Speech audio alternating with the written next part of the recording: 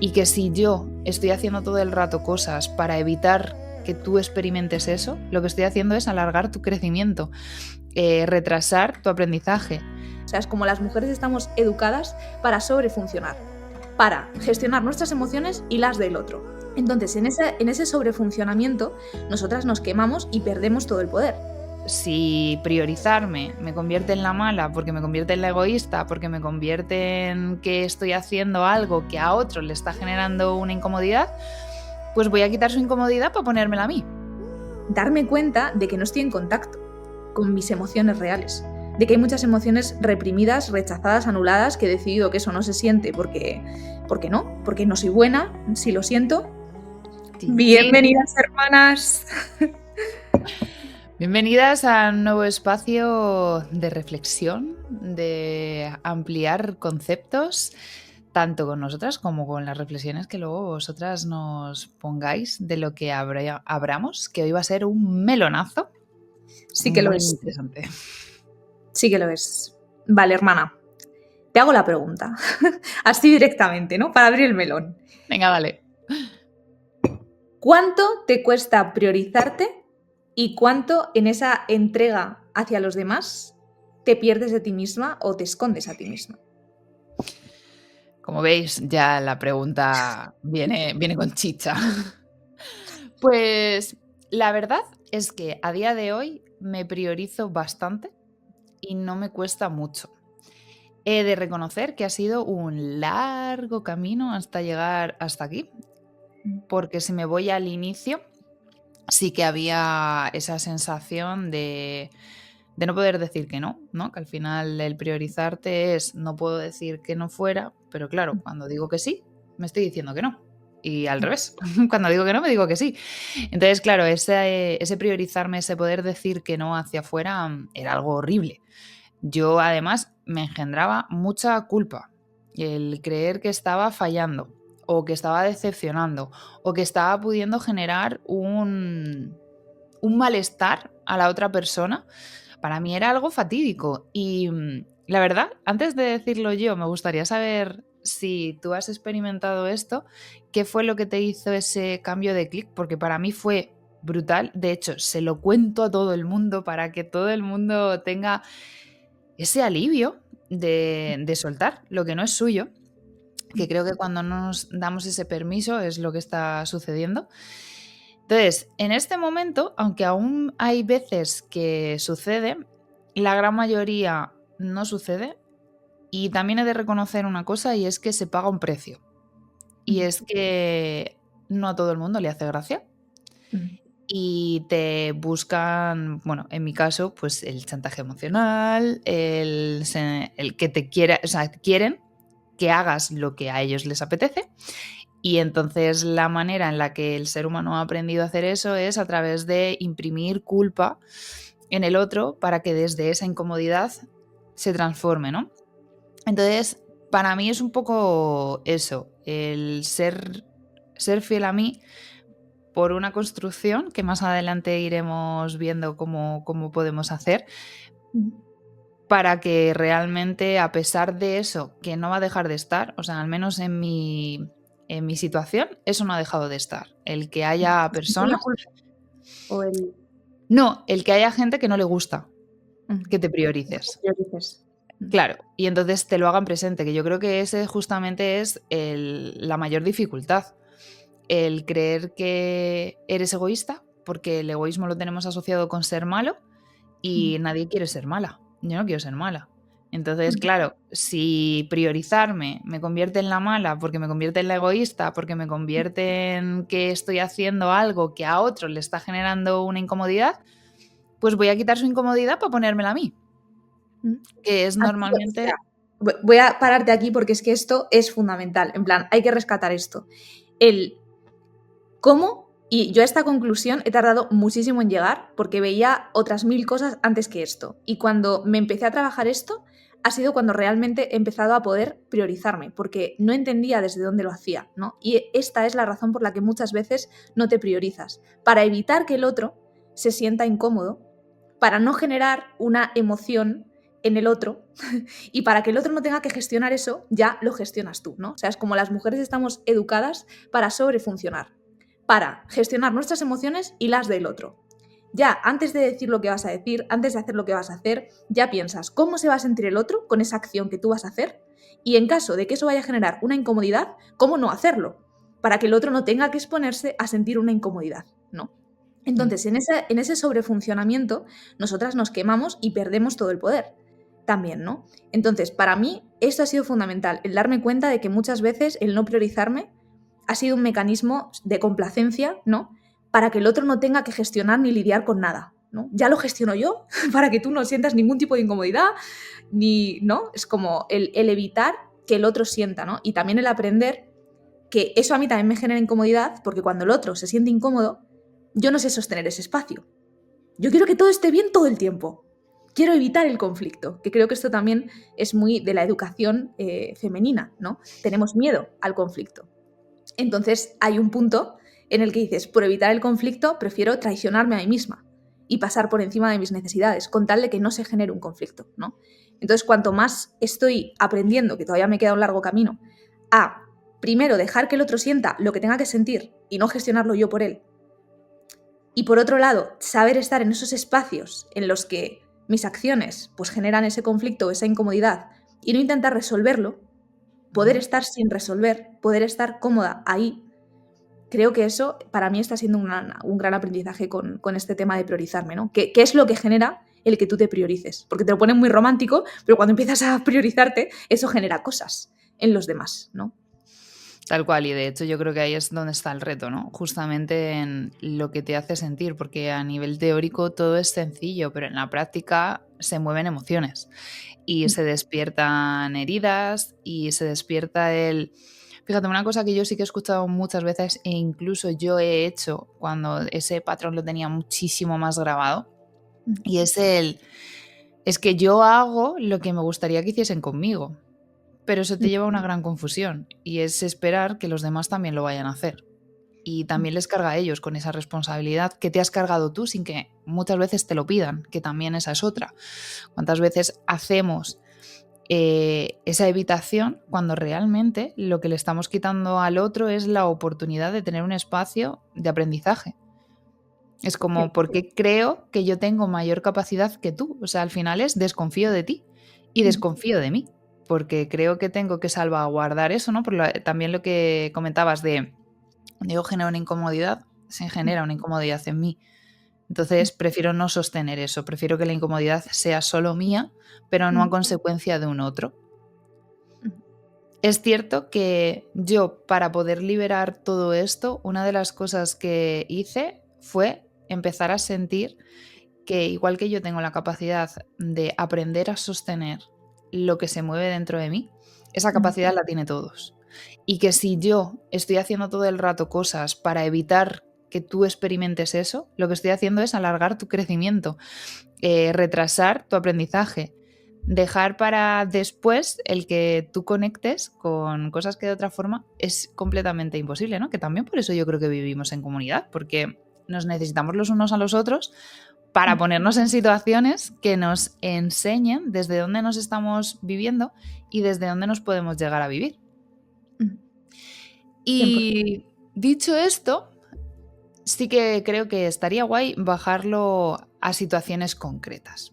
Entonces te voy a lanzar la pregunta de, ¿podrías contarnos una situación concreta, diaria, que pudiese ser reflejo de muchas de nosotras, en las que sientes que justamente se desata esta cadena, este desencadenante de voy a priorizarme, no, qué es lo que pasa, en qué situaciones me cuesta más, en cuáles menos? Pues hermana, yo creo que para mí como para muchas, la pareja es un entorno y es un escenario en el que esto se da mucho. Tanto el dejar de priorizarme como sobre todo este mecanismo de no querer generar conflicto, no querer generar incomodidad, porque aún se activa más el quiero complacer, quiero gustarte, necesito tu mirada, ¿no? Entonces creo que la pareja, para mí, cuando no estoy en pareja, me cuesta mucho menos priorizarme. O sea, noto que es un espacio en el que enseguida tiendo, ¿no?, a esa fusión y a ese dejarme para después, pero al final, ¿para qué?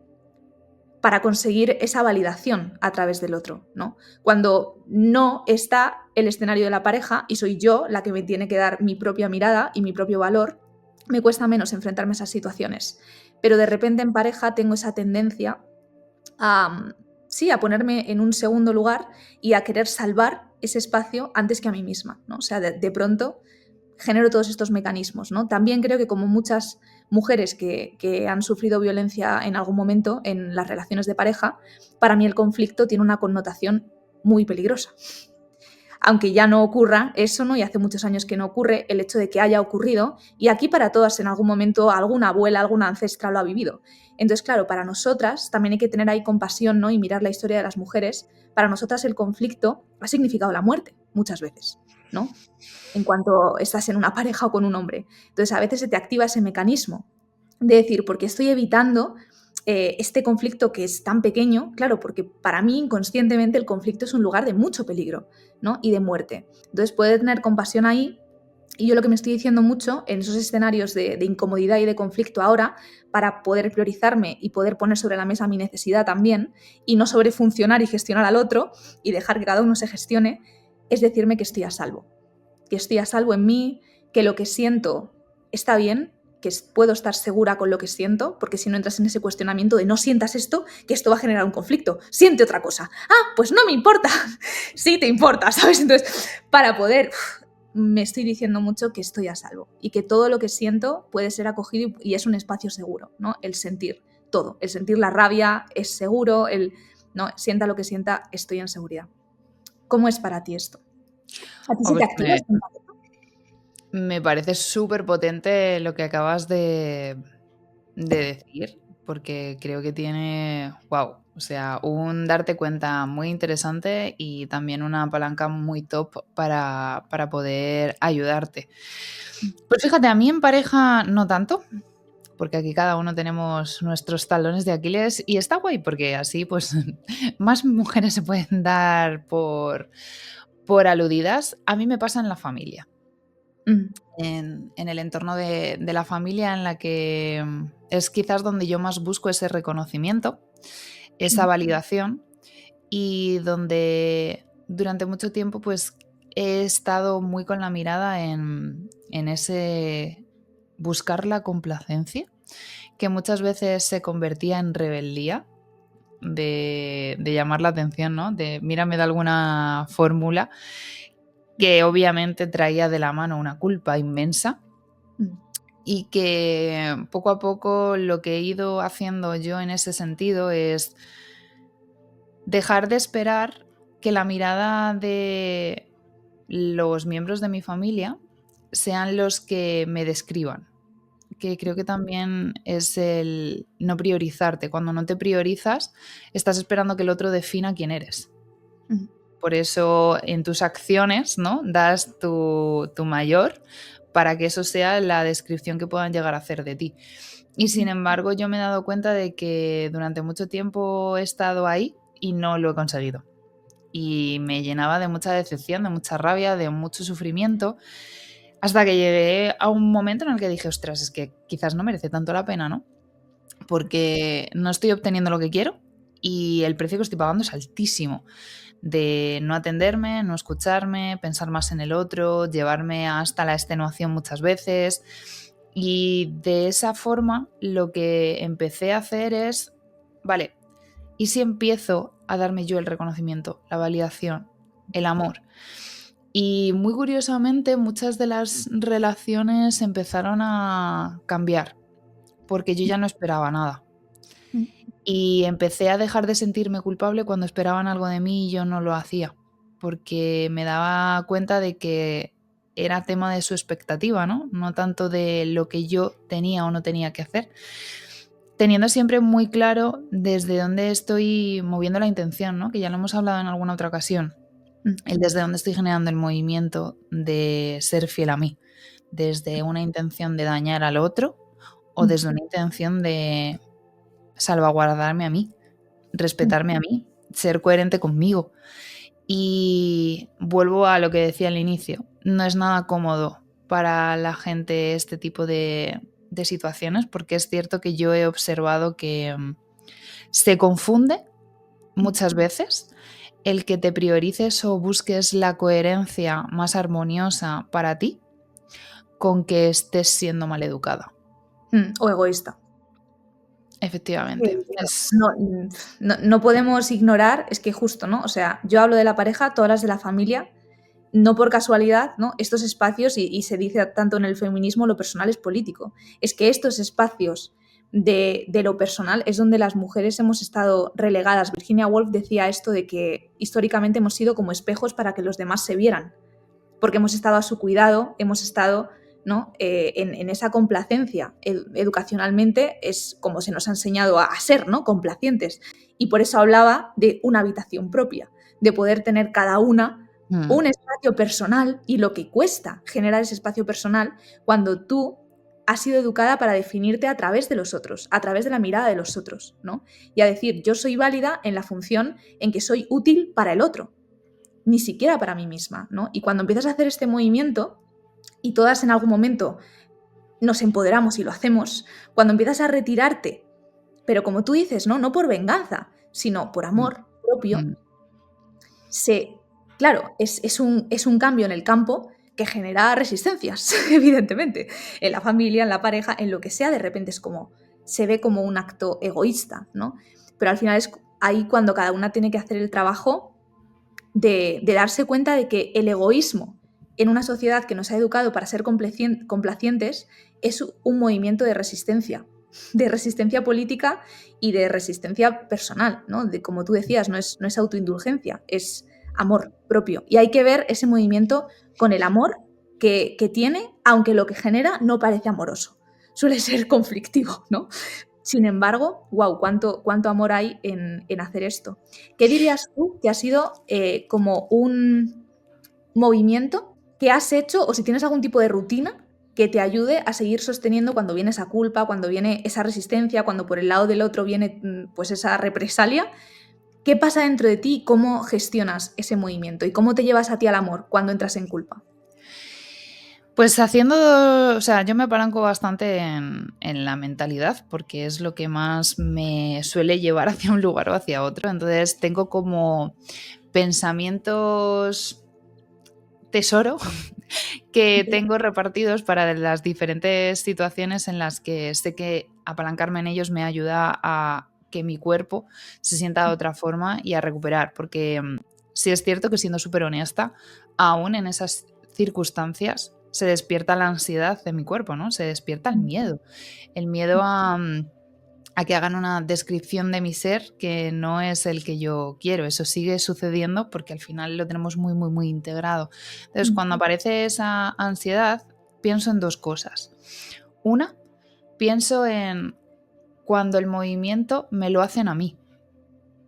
Es decir, cuando hay otra persona que elige y a mí me genera una incomodidad que no me apetece.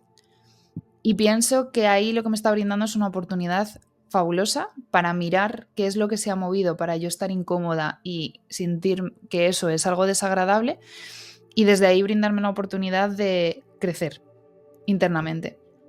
Y lo segundo es conectar mucho con la intención desde donde hago los movimientos, para saber que mi intención no es dañar, y entonces que el pensamiento de eres mala no esté presente y no le dé bombo, no le dé realidad. Es como, ¿tu intención era dañar? No, no eres mala. ¿Tu intención era fastidiar? No, no eres mala. ¿Cuál era tu intención? Y recuperar eso, que muchas veces cuando nos sentimos culpables es precisamente porque se nos olvida la intención desde donde generamos el movimiento, no las consecuencias que ha creado, sino la intención. Porque la intención ha expandido lo que se necesitaba para desde ahí llevarnos a otro lugar a todos los participantes. Si hay resistencias a que eso sea así y no lo aceptamos, nos estamos metiendo en el bucle de que constantemente vamos a estar en la misma situación porque no damos ninguno el salto a, desde la aceptación de lo que es, en lo que se puede transformar. Queremos que esto no sea de esa manera. Entonces, a mí son dos cosas que me ayudan. Ponerme en las dos posiciones y ver el beneficio de las dos posiciones. ¿Qué haces tú, Luna? Estaba pensando, ¿no? Que esta intención para ti, o sea, ¿es el amor? ¿Es no traicionarte a ti misma? ¿Qué intención eliges? Sentirme en paz, compartiendo con quien elijo cada situación, sabiendo que en la versión en la que estoy ahora necesito... a ver cómo lo expreso, porque me has hecho una pregunta muy curiosa, ¿eh?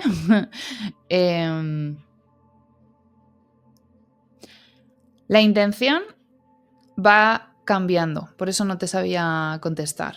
Va cambiando. Y va cambiando en función de lo que necesito en cada momento. Hay momentos en los que necesito que la intención sea recordarme que puedo elegir. Hay veces que la intención es recordarme que tengo que amarme. Hay veces que la intención es sentir que tengo libertad. Va cambiando bastante según la circunstancia, pero fíjate que todas tienen algo en común y es algo que necesito experimentar dentro de mí. La intención. No es algo que quiera provocar en el exterior, es algo que quiero sentir yo en mi interior.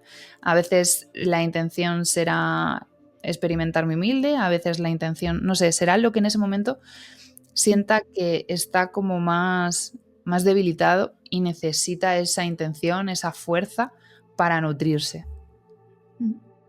Pues justo ese movimiento creo que es el que estoy aprendiendo a hacer yo, esto de no poner tanto peso en el otro, en la relación, en lo que intento salvar o guardar o cuidar, sino el decir, ¿y yo aquí qué necesito? ¿Qué quiero? ¿Quién soy en esta situación? ¿No? O sea, como la tendencia es a esa fusión, ¿no? Y a ese, vale, el otro se ve a través de mí, pero ¿y yo? ¿Yo? ¿Quién soy? ¿No? ¿Y qué necesito? ¿Y qué quiero? Y a veces me cuesta mucho, porque no sé si te pasa, pero en este tipo de relaciones en las que evito tanto el conflicto y evito tanto que el otro tenga que gestionarse nada, yo muchas veces ni siquiera sé qué siento, porque lo que siento ya está transformado por mi ego para que sea algo que no sea conflictivo de sentir. Entonces, aparentemente, yo estoy en rabia, pero lo único que puedo hacer es llorar, porque sé que llorar no va a generar un conflicto y, sin embargo, cabrearme sí. Entonces, yo por dentro digo, no, es que lo que estoy es triste. No, estás cabreada, pero ni siquiera estoy en contacto con eso, porque hay muchas emociones y muchas cosas, ¿no? Que al ser sentidas, yo considero que no va a estar guay sentirlas, ¿no? Y que mejor eso lo tapamos. Entonces, muchas veces mi viaje está siendo darme cuenta de que no estoy en contacto con mis emociones reales, de que hay muchas emociones reprimidas, rechazadas, anuladas, que he decidido que eso no se siente porque no soy buena, si lo siento, porque no sé cómo hacerlo, porque entonces tanto tiempo reprimiendo la rabia, ahora cuando conecto con ella quiero cortar cabezas, ¿no? Y no sé gestionarla. Claro. Entonces no me quiero ni dar el permiso de sentir eso, ¿no? Entonces veo mucho este proceso de empiezo a conectar con la rabia, por ejemplo, ¿no? Y en ese movimiento en el que debería retirarme a sentir, lo que hago es una verborrea para intentar justificar, explicar, aclarar y acabo llorando. Digo, ¿cómo hemos llegado hasta aquí, Luna? O sea, ¿por qué estabas cabreada y ahora estás llorando pidiendo perdón? Porque eso me pasa muchísimo. Es como cómo estábamos de cabreadas defendiendo una idea y algo que sentías verdad, a de repente haberlo machacado en tus propios argumentos verborreicos y estar pidiendo perdón. Entonces creo que ahora lo que estoy intentando hacer en mi movimiento es simplemente retirarme a sentir. Porque como me queda en la situación, intentando resolver, hablando, ya me he perdido a mí misma. Claro. Entonces solamente estoy intentando retirarme a sentir. Suficiente. Y entonces genero ese espacio de incomodidad en el que no resuelvo y solo me retiro a sentir. Y entonces está siendo curioso, ¿no? Porque la situación muchas veces no se resuelve y otras veces es que la respuesta era que no se puede resolver. No todo se puede resolver, ni todo tiene que ser resuelto por mí. Entonces, a veces en ese espacio me di cuenta de que, de alguna forma, estaba perpetuando un abuso al hacer cierto movimiento de resolución constante por mi parte. En ese retirar creo que estoy encontrando mi habitación propia. Sí, de hecho, ahora que has estado diciendo eso, yo me doy cuenta de que el movimiento de hacer algo distinto te ayuda a conocerte, porque te ayuda a tomar esa perspectiva que tú necesitas y que yo también. De hecho, fíjate, ahora escuchándote, sí que me doy cuenta de cuál es la intención real, ¿no?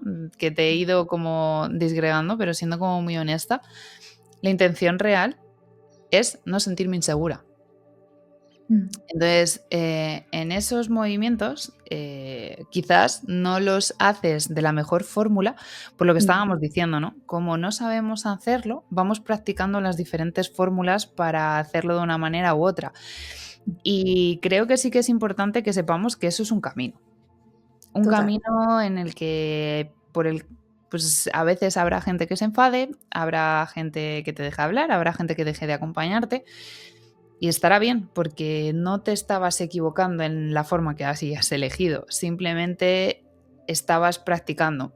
Y a mí hay una cosa que me gusta mucho recordarme, y fue algo que me dijiste tú, y a mí ahora es como un lema que le digo a todo el mundo, y es que no se nos puede olvidar que somos humanas en prácticas. Y como humanas en prácticas, pues nos vamos a equivocar. Vamos a rectificar, vamos a aprender, pero si no hacemos movimientos distintos por no incomodar, nunca vamos a salir a ese ruedo en el que podamos seguir experimentando, aprendiendo, creciendo, cambiando, ¿no? Es como cuánto permiso nos damos y damos a los demás de que puedan cambiar, de que puedan rectificar, de que se puedan equivocar, porque creo que también al no integrar esto, pues el priorizarse se convierte en un problema. De hecho, mira qué bonito esto que dices de la intención, porque si lo pones en positivo, cambia mucho la peli. O sea, tu intención es no sentirte insegura, pero en positivo es sentirte segura, por tanto Claro. es proteger tu corazón. Es protegerte. Es como, estoy en un espacio que no es seguro para mí, porque se me está exigiendo por lo que sea, y entonces tu movimiento es hacia la protección de tu corazón y de tu verdad. Y suena distinto, ¿no? Claro, lo que sentimos es inseguridad, pero es como cuántas no hacemos movimientos de protección porque estamos tan habituadas al peligro, a estar en situaciones en las que constantemente se nos menosprecia, estamos tan habituadas a ese maltrato que ni siquiera hacemos el movimiento de protegernos, ¿no? Y creo que esto es bonito, ¿no? El darnos el permiso de protegernos más, además de una protección como desde el amor, ¿no? No de, Dios, estoy en peligro, qué miedo, sino, no, todo bien, pero uy, esto huele raro, ¿sabes? En plan, no quiero estar aquí, ¿sabes? Quiero estar en una protección de mi verdad y de mi corazón. Así que, hermana, yo cuando te he conocido, para mí ha sido un gran camino también y te agradezco mucho eso, de la cantidad de veces que me has ayudado a que yo me dé cuenta de que estaba en espacios en los que no me estaba protegiendo, en las que me estaba exponiendo al peligro y en los que yo misma me estaba poniendo en peligro. Y como a través de conversaciones contigo he hecho ese movimiento de, desde el amor, guardar y proteger mi corazón. Así que te agradezco mucho eso, porque todo tu camino, también en todo lo que has vivido, para mí es ese, como decíamos, ¿no? Ese alivio, ese aliviar y calmar mi culpa de decir, oye, que protegerte puede que te genere culpa, pero es un movimiento de amor, ¿no? Y el darme cuenta de eso, de que me podía proteger y podía generar mi propia seguridad a través de mí, ¿no? Que no me tenía que dar la seguridad del otro, que eso lo he trabajado mucho contigo. El poder generar seguridad en una misma desde una misma, ¿no? Sin que nadie nos venga a salvar. El salvarte a ti misma lo he caminado mucho contigo. Así que te agradezco mucho eso, hermano. Ajo, de hecho, en siguientes episodios entraremos en el siguiente nivel, que es el ni siquiera sentir que necesitas protección, porque bueno, nos vamos caminando en diferentes estadios. Y hasta aquí nuestra reflexión de hoy. Nos encantará leeros y poder también ver cómo vosotras vivís el priorizaros, qué dificultades encontráis o cuáles son esas nuevas fórmulas que habéis encontrado para poder priorizaros, porque cuando compartimos, pues entre todas creamos como una especie de caja de herramientas en el que pues podemos usarnos unas a otras y desde ahí pues crecer todas. Así que ha sido un súper placer. Ajo, hermana. Hasta el siguiente episodio.